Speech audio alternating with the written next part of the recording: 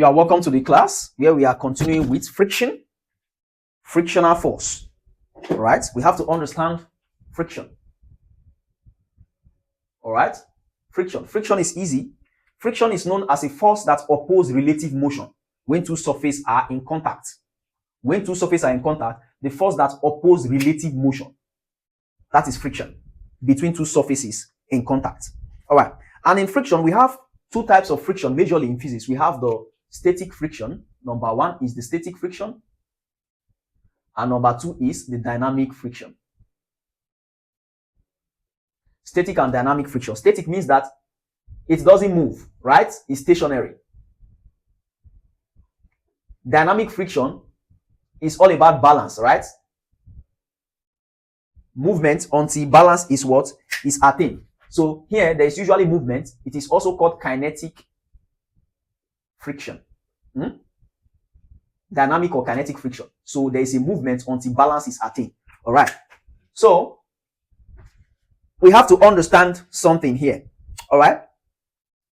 Static friction is a frictional force that prevents motion when a body is at rest. So that's frictional force that keeps a body at rest. Okay. Keeps a body at rest. So for the static, what happens? Rest. Keeps a body at rest. Okay. It increases with applied force up to a maximum value called limiting friction. So it increases to a maximum value called what? Limiting what? Remember when we talked about limiting friction. All right. That force that is preventing a body from moving, that enable a body to remain in a static position. That is limiting force. So when you break the limiting force, okay, you induce dynamic friction. Movement is induced. Kinetism is induced. And so on and so forth. So the next is dynamic friction, also called kinetic friction, movement until balance is attained. All right. And also, the static friction usually adjusts itself, okay, to balance applied force. Okay. So the kinetic friction, frictional force acting when a body is already in motion. So here there's no motion like I explained. So for dynamic, there is motion. The body is already moving. That's force that enables the body to continue moving. That's the dynamic friction. All right? That's dynamic friction. It's usually less than limiting friction. Limiting friction. Usually less than what? This limiting friction. All right? Because it is what is required to allow the body to continue to move. All right? To maintain movement. All right? It's not the one that enables it to move. It's the one that maintain movement. Not the one that moves it, but the one that maintain movement. All right. So that's that for that. So frictional force, the force between two surfaces in contact. All right. It opposes what is it called? It opposes relative motion. All right. The motion between two surfaces in contact. That's what relative motion. So the key difference between the static friction and the dynamic friction is that the static friction adjusts itself and balances applied force until motion starts. So immediately motion starts, no static friction again. This one takes over. Dynamic friction takes over. Dynamic friction is constant once motion begins. So once motion begins, dynamic friction takes over. All right. Remember, dynamic friction is responsible for continuous movement. Okay. It's responsible for continuous movement.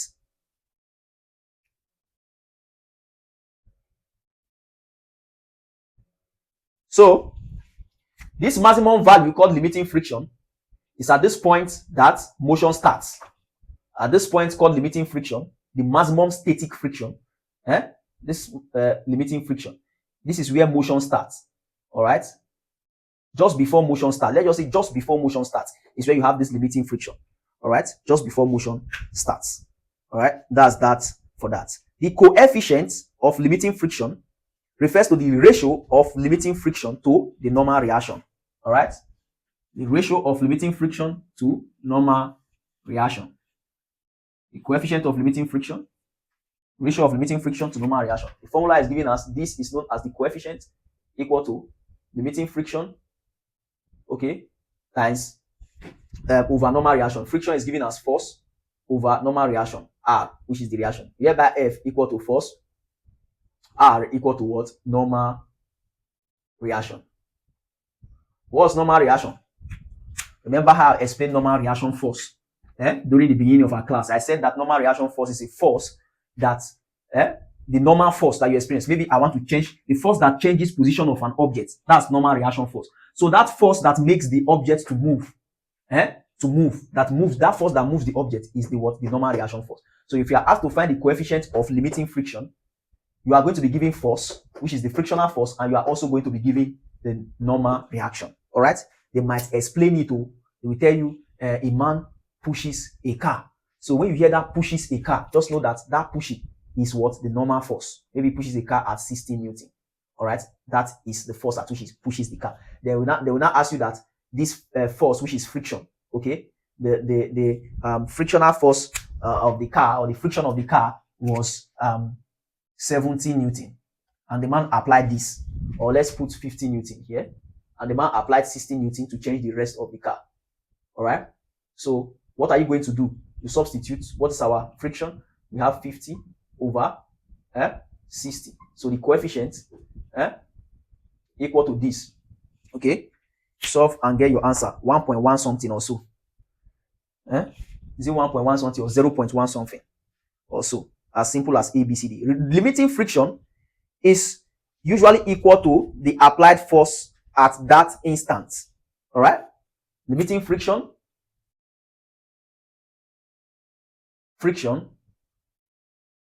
is equal to the applied force at that instant. Applied force at that instant. The force applied at that what? At that instant. That's limiting friction. Remember, I said limiting friction is the frictional force, the maximum static friction just before motion starts. All right? Just before motion starts. That's that for that. Now let's look at the advantages of friction and also the disadvantages of friction. It's very easy. Enables walking. It's because of friction. That's why we are walking. The sole of our slippers or our shoe to the floor or the ground. Okay, it allows the tires of vehicle to grip to the ground, and it enables movement of vehicle. All right, and it enables traction. Traction, pull. Because of friction, that's why you are able to pull something. It enables writing. My writing on this board with this marker is because of friction now. All right. So the disadvantages of friction is that, number one, it causes wear and tear of materials or instruments, machineries, and so on and so forth. All right. It also produces heat. Yes. And it reduces efficiency of engine. Because of that heat produced, efficiency of engine or machineries, moving part is reduced. So because friction also has its disadvantages, how do we reduce friction in places that we don't want friction or too much friction in, just to reduce the friction to the lowest minimum? What do? We can apply oil or grease to reduce friction. We can use roller bearings, all right, to reduce friction. We can use streamlining of body. Okay, that's, for example, a car now. Okay, the tire of a car, okay, is usually rough. It has teeth. That teeth gives it friction. But when you streamline it, you make it smoother. Like this board that is smoother. You have less friction here as compared to the tire of a vehicle or the wall itself. Okay, so if you make it smoother, you make it, that's called streamlining. All right. And also, friction can be reduced by the use of powder. All right. Powder. You know powder. And so on and so forth. Polishing surface and making them smooth. All right. Polishing surfaces and making them smooth. Polishing surface and making them smooth. Also, making objects smaller and tinier. When you make something smaller, tiny, it usually helps to reduce friction. All right. Now let's look at the frictional force that is found in liquid. All right. It's called viscosity. Frictional force in liquid is viscosity. As simple as ABCD. Frictional force that exists in liquid is known as viscosity. Okay. Viscosity. All right, frictional force in liquid. So we also have capillarity, which is the tendency of a liquid to rise and fall in a what? In a narrow tube. All right, tendency of a liquid to rise and fall in a narrow tube. So capillarity is applied in thermometer. Take notes. They always ask this question in College of Nursing Sciences exams. So it's applied in thermometer. All right. whereby the liquid that is in the thermometer, the narrow tube of the thermometer, the liquid there, usually mercury, all right, rises and falls in response to temperature. All right. Why does it rise and fall in response to temperature? Because of gaining capillarity. All right. That's that for that. So we have factors that affect viscosity. Okay. Factors that affect viscosity. Remember, that frictional force that exists in fluid called viscosity, it makes the fluid to be what? Thick. It makes the fluid thick. Okay. Is this the spelling of thick? No. Thick. Thick. It makes the fluid thick. All right. It becomes thick. All right. So there are factors that affect viscosity. High temperature reduces viscosity. So viscosity is indirectly proportional to temperature. All right. So when temperature is high, viscosity will be low. When temperature is low, viscosity will be high. For example, we can use oil. For example, when you bring palm oil now, palm oil can be much more viscous when the temperature is low. But when you increase temperature, when you heat it up, you notice that it becomes lighter because of what? An increase in temperature. All right.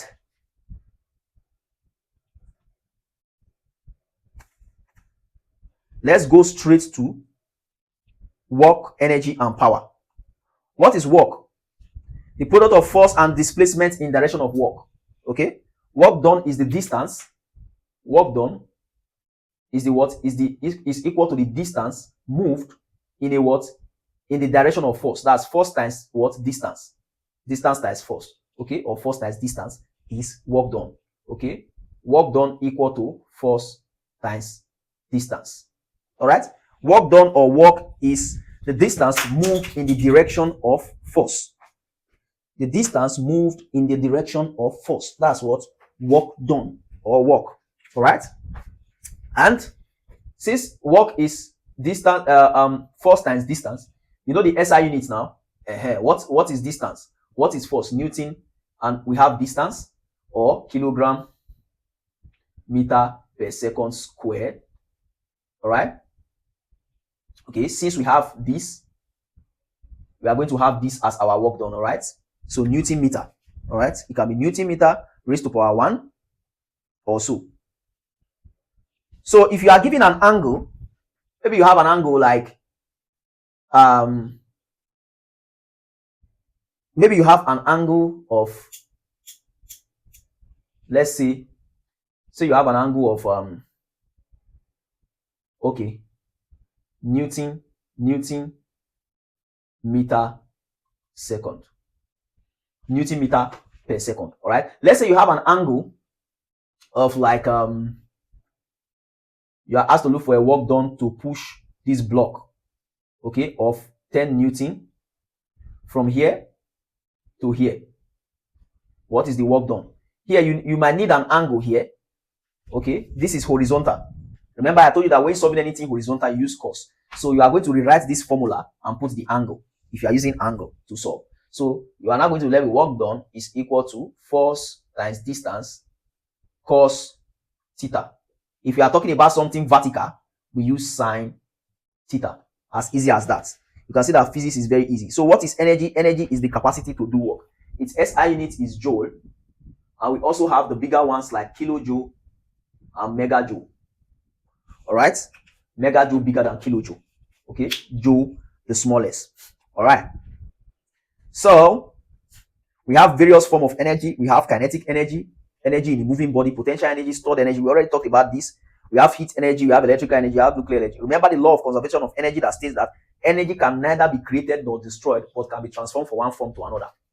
Take, for example, you own your gen for house. You yourself, you went there to transfer from you as a human being, you have potential energy stored in you, and you go there, your body converts your potential energy to kinetic energy that you use in drawing your gen. And as you draw your gen, your body converts that your kinetic energy to the kinetic energy into the gen. Okay, and the kinetic energy you transfer to the gen converts the potential energy in the gen, which is the energy in the field of the gen, towards another kinetic energy. And during the process, heat energy is formed. You can see the energy conversion. Energy is never lost. It's only converted, okay, from one form to another, from one form to another. Energy is not lost. Energy is not created. All right, that's the law of conservation of energy. Remember what I spoke about conservation. Now we are looking at power. Power as the rate of work done. So the rate of work done is known as power. The rate of work done is known as power. All right. What is the SI unit of power? SI unit of power is given as watt. So since the rate of power is equal to the rate of work done, what should be our rate of work done? Because we are talking about rates, we are going to compare work done with time. So we give it ratio of work done to time. So it's going to be work done over T. This is the formula of power. SI unit is watts, right? Okay, that's the SI unit of power. So power is also measured in, you can have megawatts, you can have kilowatts, and so on and so forth. All right. So electricity distribution for domestic use or industrial use is usually distributed at kilowatts per hour.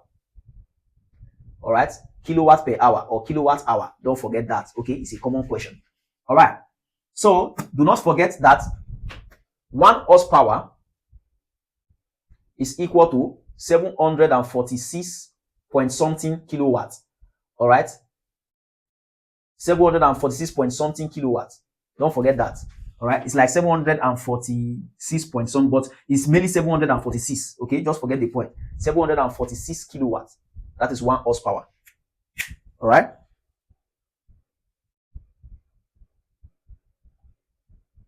So that's that for that. Like I said before, energy can never be created nor destroyed. Okay, only transformed from one form to another. So we've already talked about different forms. We have the formula of kinetic energy, which is equal to 1/2 mv watt squared. All right. We have potential energy, PE, which is equal to mgh. M stands for mass, G stands for acceleration due to gravity, A stands for height. Here, M stands for mass, V stands for what? Velocity squared, kinetic energy. So there is something that you want to solve that you might use the two formulas. Okay, you might put mgh equal to 1/2 mv squared, depending on what you were given to solve. So you might have to do something like this, or you might have to minus potential energy from kinetic energy. So you solve both and you minus to get your answer. So it's very easy to use all these formulas, to play with all these formulas. It's very easy, trust me. It's very easy. Sometimes do not still forget your making of subject of formula too. For example, you are given power and you are given time, and you are asked to look for, you are given power and you are giving work done in the equation, and you are asked to look for time. What do? You make time the subject of the formula. Okay, since we have P is equal to W, work done, over time, and we want to make time the subject of the formula. What do? We are going to be left with T is equal to W times P. All right, W times P. If we want to make W the subject of the formula, we are now going to have W comes down and is equal to P times T. All right. So that's it. All right. So if we want to make, maybe we have W equal to PT. We want to make P the subject of the formula. What are we going to do? We say P is equal to W over T. As simple as A, B, C, D. Sometimes you might also use the, the angle style for it. All right. You use the angle style, especially when you have 3 things to make subject of formula. You can also use the angle style for it. Okay. Whereby you draw an angle like this. Okay. Let's say we are doing P. You put P here. You put your W here. You put your T here. Okay. So if you are to look for T, if you have to look for T, you are going to cover this one now. Just cover this one. If you are looking for P, it's going to be P equal to, okay, this is not well arranged. Okay. Supposed to be, since the first formula is W, all right, over T. W over T is the first formula. Then we put P here. All right. So it's going to be P is equal to W over T. All you have to do is just, P will be equal to what? You cover P, you will now be left with W over T. All right. W over T. So we can now say T will be equal to what? You cover T. What are you having? W over P, right? W over P. But this doesn't work for all occasions. Just follow the normal mathematical way of making subject formula. So if you are now looking for W, it's not going to be W. You cover W. It's going to be P times T, right? So W is equal to P times T. All right. That's the angle method. So when you are working with 3 variables or 3 parameters. Let's look at energy. All right. We have various forms of energy. The sources of energy are through coal, crude oil, gas, sun, wind, water, and nuclear energy. So we have majorly 2 types of energy, 2 classification of energy, not really 2 types, 2 classification of energy. We have the renewable and non-renewable energy. Okay, let's put the non-renewable and renewable energies. All right. Under the non-renewable energy, we have those energy that once you burn them, it's gone, it's gone. Okay, you burn them, they vanish into, gases most of the time. Okay, and that's the end. You can never renew it again. You can never recover it again. All right. Example is coal, crude oil, all the product of crude oil, all the product of crude. They are all non-renewable energy. You can't renew them at all. Okay. You have gas. You have anything from crude oil, natural gas, all those things that you burn, all those things that is combustible. Let me put it combustible. Any combustible fuel is a source of what? Non-renewable energy. Then for the renewable, here we have sun, solar energy. You can convert solar energy to electrical energy. You can convert solar energy. You can use it to cook. You can renew it. You can store it, solar energy. You trap it and store it. So that's the renewable energy. We have wind. All right. We have green energy. Okay. Which other one do we have? And so on and so forth. So these energy are renewable. You can recycle them to form another thing. All right. So this green energy can be energy that are generated from, green substances made by animal. For example, green manure that we use in doing biogas from excreta. They are renewable energy. They can be renewed. All right. So what are the uses of energy? It's used for transportation, industrial lighting, and so on and so forth. So all these are what you should know. All these are what you should know. All right.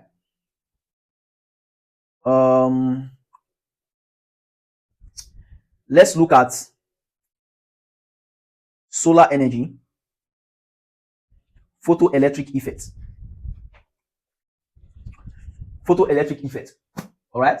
Photoelectric effect occurs when light, usually light from the sun, fall on a metal or on a photoelectric material and charge is produced. For example, solar panel or solar generator, for example, that converts light to charge or to electric current. So light energy is what transferred or is transformed towards to electric energy.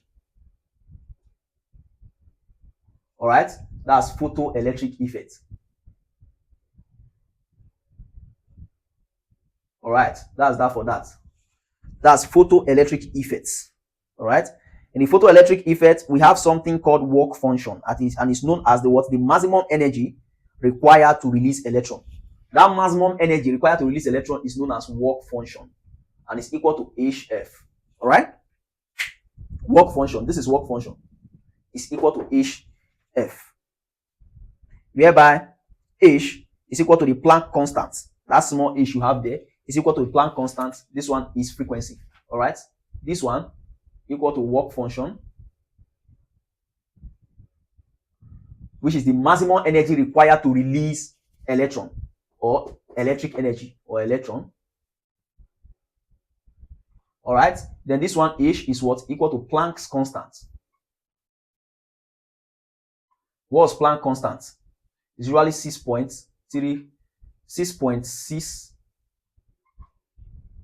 Is it not 6.6? 6.63 times 10 raised to power minus 34. That should be our Planck constant, joule second. That's the unit. All right. Then F equal to frequency. All right. That's that for that.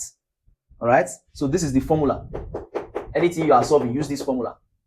If you are asked to find work function, you can make subject of the formula and you solve. Very easy. Let's go into simple machine. All right. We have simple and complex machine. But at this your level, nothing concern us concern complex machine. What we are doing is simple machine, and we have to understand this machine. This machine, we use them in the hospital. Okay. simple machine. The machine used in the hospital, most of them work under the principle of simple machines. All right. So we have to understand. So simple machine, or let's say a machine, is a device that makes work easier. It makes work easier and faster. That is the benefit of using a machine. So a machine uses a little effort to overcome a large load. All right, that's what machine does. So any device that is able to do this is known as a machine. Little effort to what? Overcome a large load is a machine. All right. So the formula of there's something called mechanical advantage, which is the advantage you get from using a machine, which is what I just described here. That's called mechanical advantage. ME is equal to what? Load over effort. All right. Load over effort. That is mechanical advantage for you. Then there's another one called velocity ratio. Okay, that's the velocity ratio, which is given by distance moved by effort,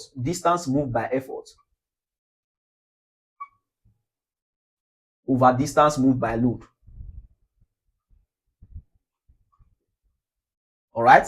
So this one is the formula for velocity ratio. Then you have efficiency of machine. All right. Efficiency of the machine. Efficiency is given as something like U like this, but don't forget that is it U or N? It's like N. That thing that's used to represent Stokes law. Okay, this is efficiency of machine is giving us mechanical advantage over velocity ratio, that is 100%. All right, so this is the formula of, efficiency, to calculate efficiency of a machine. But there are some nuances to these formulas. All right, for example, efficiency can be given as useful work input. Sorry, we are going to put output here. Useful work output over input. Output over useful work inputs. All right, useful work output over useful work input, which is equal to times 100%. All right, so efficiency, you can also use this formula for efficiency depending on the parameters that you were given to solve with. All right, so that's what it's going to be. So this useful work output is another name for load.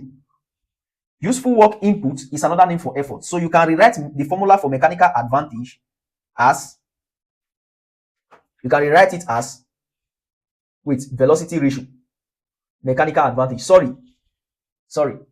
This useful work output is known as the mechanical advantage. All right, that's what you get from the machine. Okay, it's known as the useful work output. Yeah. Then the velocity ratio is known as what? The useful work input.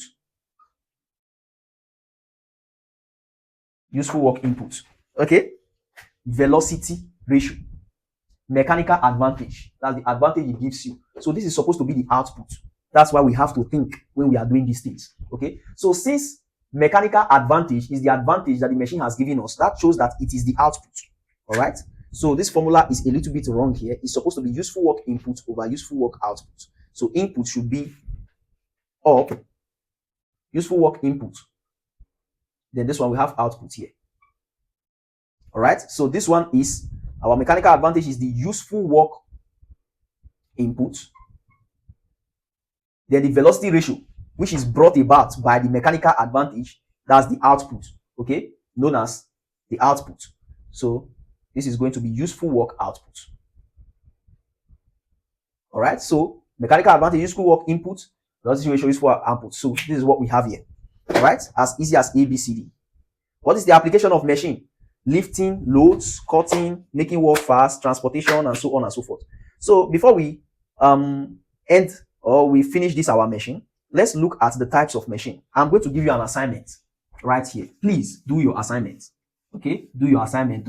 I'm not the first person to do assignment, but I am begging you, please do your assignment. Any assignment I give you, do it. I give those assignments for a reason. All right, just do it and post it on the group. All right. So under the types of machine, we have types of machine. We have lever. Number one, we have lever. This is the most important type of machine related to nursing. All right. Number two, we have pulley system. Number three, we have block and tackle.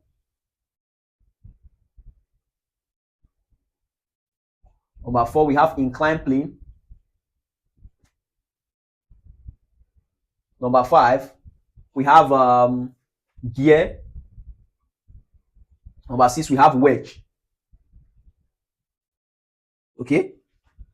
Let's see if there's any other one. Okay, screw. Number seven, we have screw. And number eight, types of simple machine. Oh, simple machine. Number eight, we have hydraulic press. So these are the most common types of machine. Under all these machine, we have lever. In this lever, like I said, it's one of the most important. This pulley, we have about how many types of pulley? I think we have about 3 classes of pulley. Okay, and lever, I think we also have 3 classes of lever. So for lever, we have first class lever.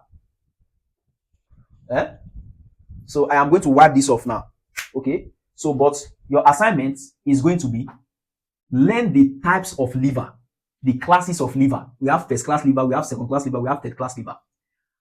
Learn them and know their examples. All right. Then for the pulley, learn the types of pulley and note their examples. All these machines listed here, they have velocity ratio. For example, the velocity ratio of inclined plane is 1 over sine theta. All right. 1 over sine theta. That's the velocity ratio of this one. This one, gear system, velocity ratio is driven wheel over driving wheel. That's gear system. All right. Driven wheel over driving wheels. All right. So hydraulic press, what is the velocity ratio of hydraulic press? I can't remember. Okay. Some of them, their velocity ratio, I can't remember. It's been long. It's been very long. So I left secondary school 20 years ago. All right. So this, what we are looking at here. So what you have to do, but not all of them have velocity ratio. No. I think there are about 3 of them here that doesn't have velocity ratio. I think velocity ratio is like, I think about 4 has velocity ratio, and I've given you 2 already. So you go figure out the remaining 2. I think pulley, velocity ratio for pulley, and velocity ratio for block and tackle. All right. Yes, that's it. All right. So that's it. Know their velocity ratio. Now let's look at first class lever. Second class lever. Let's just do it to some extent. It's your assignment that I'm working on now. Your own assignment. All right. So for first class lever, 1, first class. What is important about lever is where do you have the fulcrum? That's what is important. In a first class lever, you have the fulcrum in between the load and the effort. Let's say here we have the effort, and here we have the load. You have the fulcrum in between the effort and the load. Fulcrum, or it can also be called pivot. All right. This is the fulcrum. All right. So example of this first class lever is scissor. Scissors. What is scissors? The diagram of scissors is something like this. Okay. All right. So this is scissors. So here is the fulcrum. Here is the fulcrum where the movement is exchanged, where the movement is transformed. That's the fulcrum. Okay. So here is the fulcrum. Here is the what? The load, right? Then here is the effort you apply, the small effort you apply to move this load of cutting something. So this is a first class lever. All right. This is a first class lever. Another first class lever again, you can also have your knife here. All right. Your knife. This is a knife. This is the handle of the knife. Here is the what? The effort. You apply effort here. Here is the load. And here is the fulcrum. All right. You have others like plier, okay, and so on and so forth. So let's look at second class lever. Second class lever.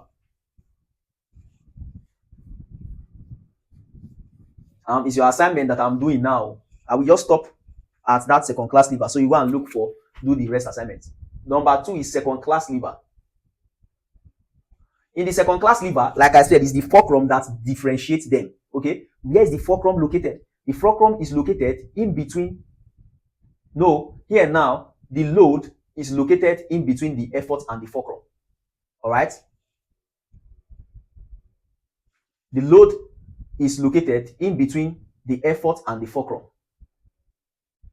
This is fulcrum. So we have the load in between them. Instead of fulcrum to be at the middle, like the first class lever, here now we now have the load in between. For example, the example we have under this is what? The wheelbarrow.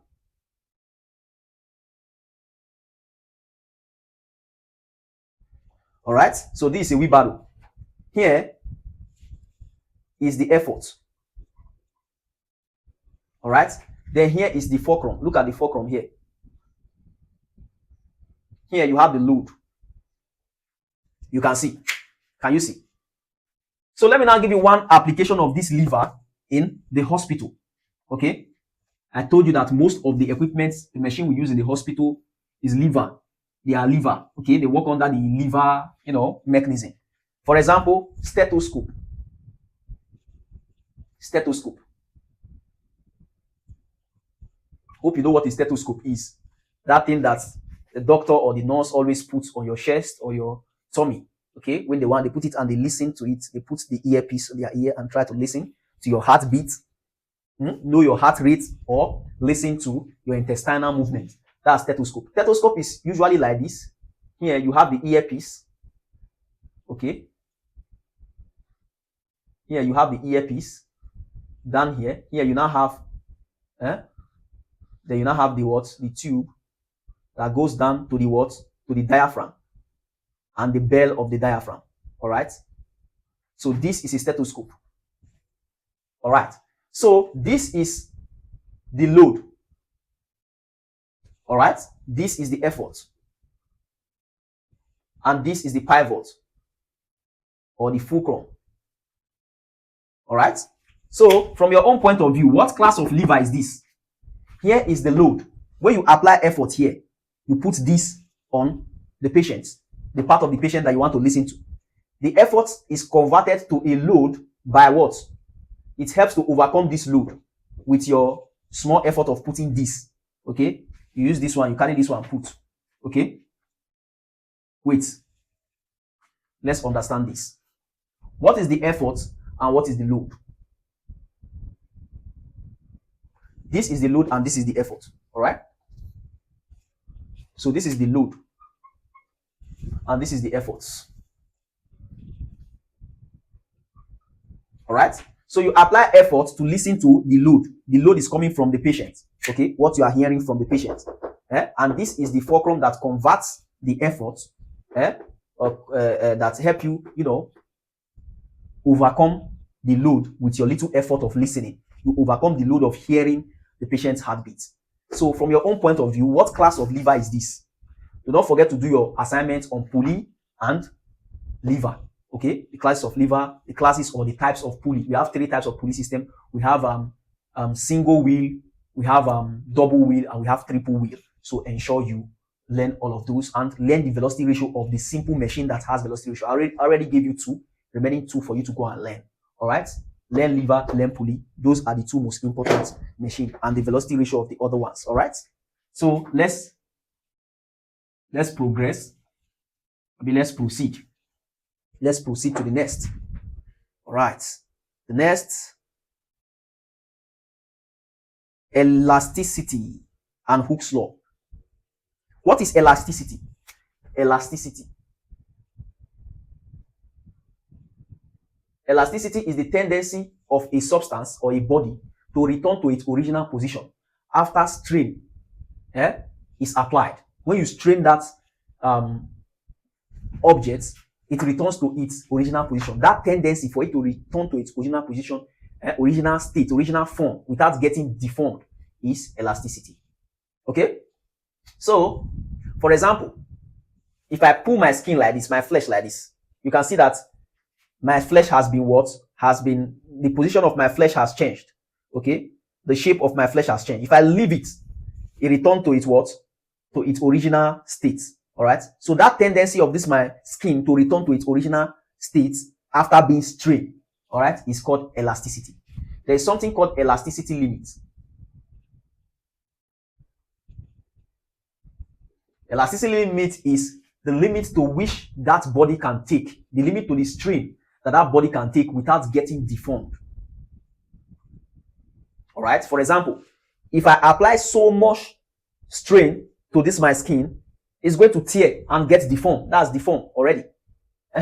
So that limit, just before my skin gets deformed, the highest elasticity it can take without getting deformed is known as elasticity limit. That's the limit. Okay?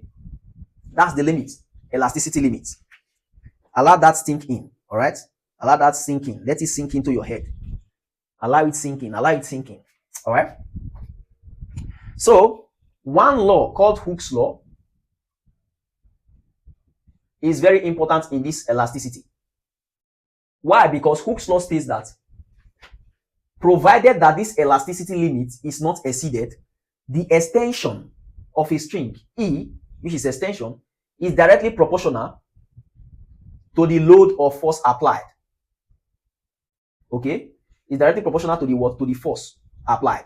Extension is directly proportional to the force applied. So therefore, the law states that F, which is force, is equal to Kx, where K is equal to constant.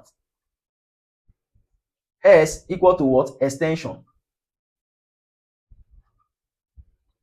F equal to force. This is Hooke's law. All right? That's Hooke's law. So when you want to solve according to Hooke's law, just know that the extension of a string is directly proportional to the load or force applied. That's why you can use a spring to measure weight as spring balance. So this is a spring balance. Okay? See the readings here. All right? This is the what? The calibrated, scale of the spring balance here. All right? So when I put a load here, okay, let me say 20 Newton. The extension of this spring inside here is directly proportional, is equal to the load or the force you put here. Okay? Since it's equal to the load or the force you put here, that's why the extension of the string, according to what we have in this scale, is equal to the load here. That's why we can use spring to measure weight. Spring balance. All right. As easy as that. That's a typical illustration. One of the simplest illustration of Hooke's law that you can see ever on earth. All right. So there's something called tensile stress and tensile strain. Tensile stress and tensile strain. Let's look at that. All right. Tensile stress or strain. Tensile strain is the what? The strain is the what? Is the force applied. Tensile strain is equal to the force applied per original length. All right? The force applied per original length. That's what strain. You strain something. You strain it. The force per length. The force over the length attained. You strain it. That's strain. All right? Then, tensile stress is given as what? Tensile stress is given as equal to extension over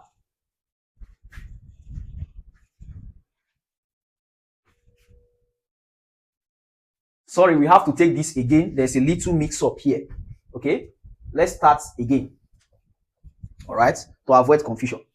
It's a strain that is defined as, the formula, both of them, they look like the definition of both of them is almost similar. Stress and strain. You are straining something, you are stressing something. It's almost similar. So, extension over original length is for strain. Then for stress is force over cross-section area. All right? So, the ratio of stress to strain is Young's modulus. So, you put the formula. What is formula for stress? F over E. Then, extension over original length or over length. All right? So, that's that for that. The same thing. Nothing spoiled. So, take note of what we have here. Don't mix it up. Don't mix it up. Always use Young's modulus to remember it. Young's modulus.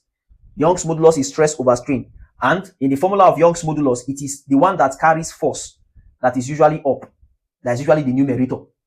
Since you know that is the one that carries force, that's usually the numerator in Young's modulus, and Young's modulus is the ratio of stress to strain, you will never make the mistake of putting mixing stress, the formula of stress with strain. You already know that it's stress that is up and it carries force, so you already know that stress will be force over cross section area, and the other one will definitely be for what? Strain, extension over length or original length. All right. There's another phenomenon again called yield points.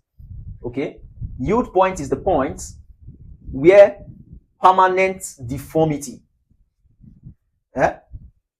is noticed. All right, yield point is the point where permanent deformity, where you start that point, where you have crossed the elasticity limit, you now start noticing permanent deformity. Let me say I draw a spring past its elasticity limit. I strain a spring past its elasticity limit, and I'm getting close to the yield point. When I get to the yield point, is the point where we start seeing permanent deformity of the spring. You notice that when you now leave the spring, it doesn't return back to its original shape or size. It's disfigured, it's deformed. All right. So that point is yield point, where you start noticing permanent deformity. All right. So we have break points. Break point is where the material breaks. Maybe you pull the spring, pull it on both sides, applying opposite forces. All right, applying opposite forces, straining it until it what? Shatters, until it breaks. That point at which it breaks is called break point. All right. Remember, I told you that the spring law works under what? The Hooke's law. All right, the Hooke's law. So the work done in a spring. Work done in a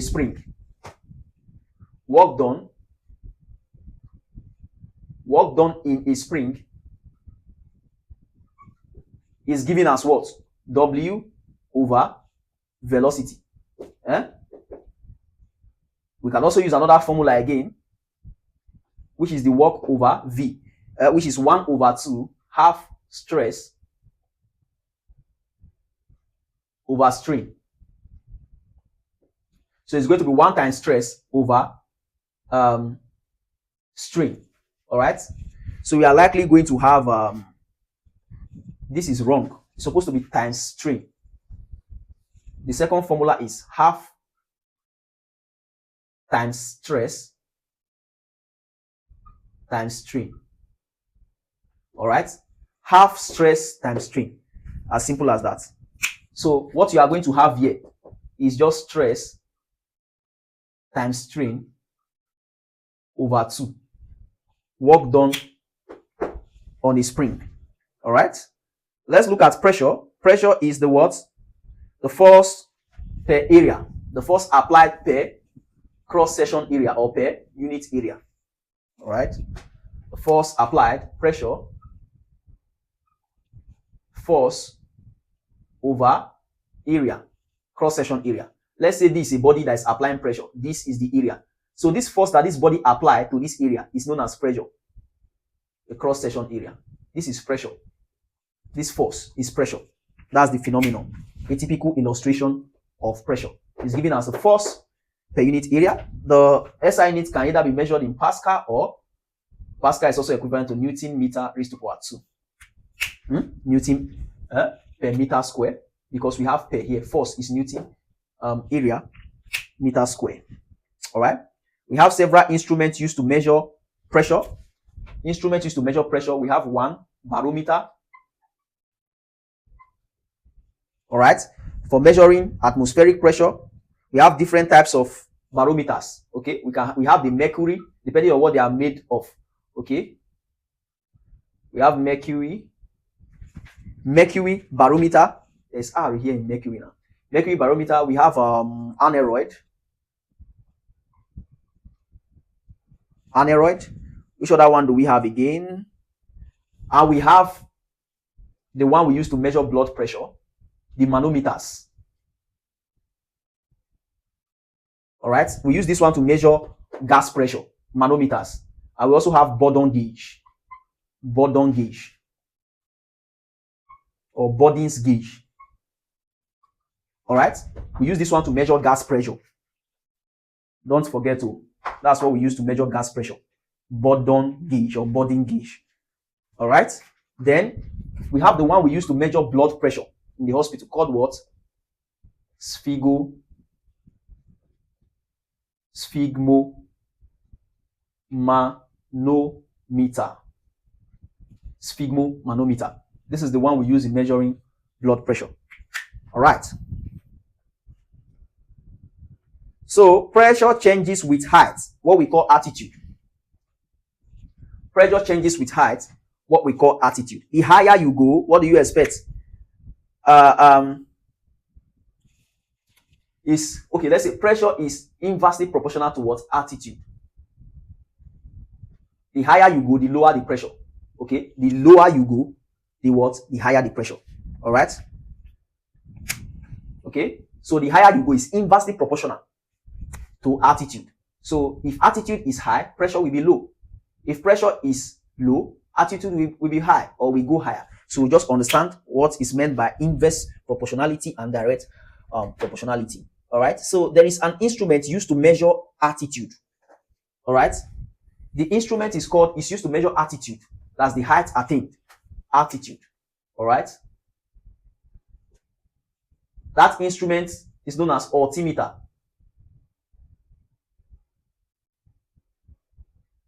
And this altimeter, it works under the principle of pressure. Remember that altitude is inversely proportional to pressure. So it is through that mechanism, okay, that we use to measure altitude by using an altimeter that works under the principle of pressure. All right. Do not forget that. Now, let's look at a concept that is slightly close to pressure. Okay, it's called density. Density. This one, it applies to nursing. It also applies to medicine. All right, density. It resembles pressure. So density is the mass of a substance per unit volume. Remember, pressure is per unit area. Okay, so density is per unit volume. Pressure is the force applied, but this one we are looking at mass. All right. So density, the mass of the substance over the volume. This is the substance of mass. What volume does it contain? This is let's say it's a liquid. This is the mass of the substance. We have it in this place. So the mass of this substance per the volume it occupies is known as the density. As simple as that. Remember pressure, force per unit area.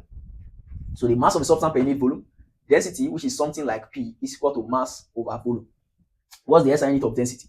Kilogram per meter cube. Right? This one is for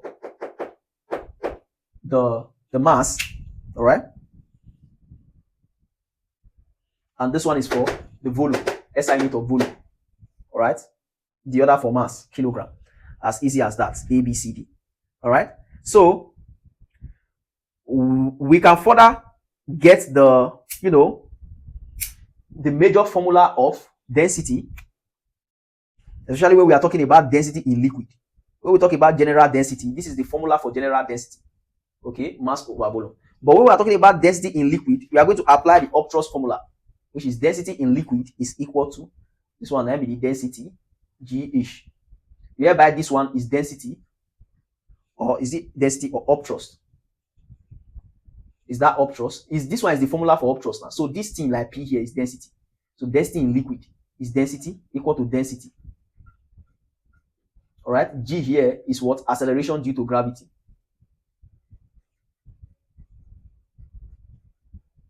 Okay. Acceleration due to what? Gravity. G. Then H here is what? Equal to the height. All right. As simple as that. So density in liquid, that's where we use this one. This height, you can also see it as depth. Okay, different terminology in different questions. So take note of that. All right. The Pascal law of pressure It is applied in hospitals and in nursing. All right. The Pascal law of pressure states that when pressure is applied at one end or in one end of a substance contained in a confinement, equal pressure is transmitted all around that confinement. Let's say, for example, we have a can. This is the can. And we put water inside this can.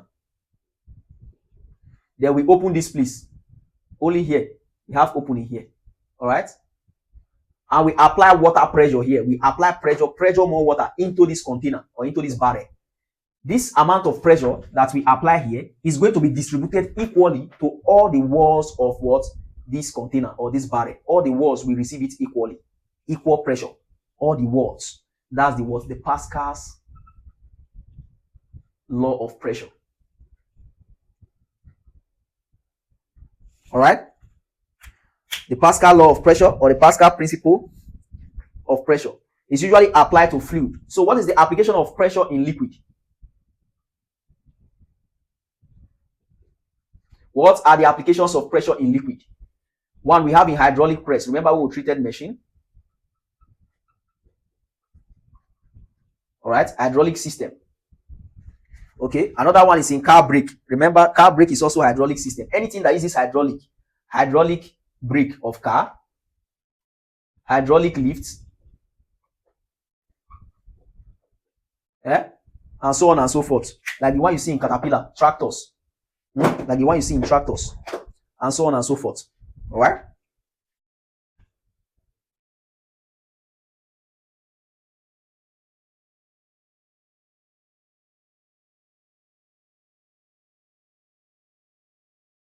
What is upthrust? Before we look at upthrust, let's understand what is meant by relative density. Remember, I taught you before what relative is. Anytime you talk about relative, that you are using one thing to compare the other relatively. So the density of water as compared the density of a substance,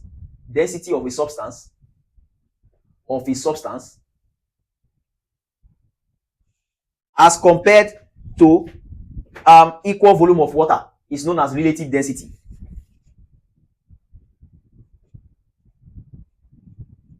Okay, the ratio of density of a substance towards equal volume of water. Equal. The volume of water must be what? Equal. All right, understand that the volume of water must be equal. That's relative density. So you are comparing the density of a substance to an equal volume of water. The ratio is the relative density. All right. What is upthrust? Upthrust is the upward force exerted on a body when a body is submerged in water. So when you jump into the swimming pool, for example, you are going to notice that the water is going to push you upward. Okay, it's going to push you upward. That force that pushes you upward is known as what? Upthrust. Upthrust. Always use up to remember it. Upthrust. All right. That force that pushes you upward when a body is submerged in a fluid. All right. Archimedes principle. We already talked about this before. Archimedes principle. What does it state? It states that when a substance is partially or fully immersed in a fluid or a liquid, the upthrust is equal to the weight of the fluid displaced. So when you immerse a body, okay, partially or fully immersed in a liquid, let's say this one is the body, this is the liquid container. Remember what we said we use this Archimedes principle to do. We use it to measure the, the weight, okay, of irregular shaped solids. All right. We use it to know their volume. All right. From the fluid displaced, irregular shapes. All right. So when you put this object inside the water, Archimedes principle states that the upthrust of this body, you can use this to calculate upthrust with this Archimedes principle. Upthrust, this thing like P, upthrust is equal to what? Fluid displaced. Weight of fluid displaced. All right. Of fluid displaced. The fluid that is displaced off this container, when you dip the object inside, is known as the upthrust. So if you want to calculate upthrust, just weigh this fluid displaced and you get that upthrust, that upward force that acts on the body. You get it. All right. Then this takes us to the law of flotation, which is almost similar to Archimedes' principle. The law of flotation states that when a floating body, okay, displaces fluid, or when a floating body is immersed in a liquid, when a floating body is immersed in a liquid, the weight of the body is equal to the weight of the what? The fluid displaced. All right. So Archimedes' principle is used to measure upthrust. All right. Upthrust. Okay. But the law of flotation is used for what? It's used for measurement of the weight. The weight of the body. So the weight of the fluid displaced is equal to the weight of the body. When you immerse, let's say you immerse a floating body, okay? You put something that can float. This is the body in a bucket of water. All right? We have water in here. The fluid displaced is equal to the weight of this body. So this is an irregular shaped body, for example. It's a floating body. We use law of flotation for floating bodies. All right? So if you want to get the weight of this body, what do you have to do? Just weigh the fluid displaced. When you drop the body into the water, all right, or into the fluid. When you weigh it, the weight of this fluid displaced, when you gather out the fluid displaced and you weigh it, is equal to the weight of this body. Remember, this space created inside the fluid by the body, you know that is water that is supposed to be there. So it's that water that was displaced. And so that water or that fluid makes up the weight, all right, the exact weight of the body. So that's law of flotation for you. Temperature measurements, that's what we are looking at next. Remember that formula for density in a liquid, which is equal to density times G times height. This is the formula for upthrust. Don't forget to. So let's look at temperature measurements next. And after that, we call it a day. All right. We continue tomorrow. We have a lot to cover. So temperature is the degree of hotness or coldness of a body. As simple as that. The degree of hotness or coldness of a body is temperature.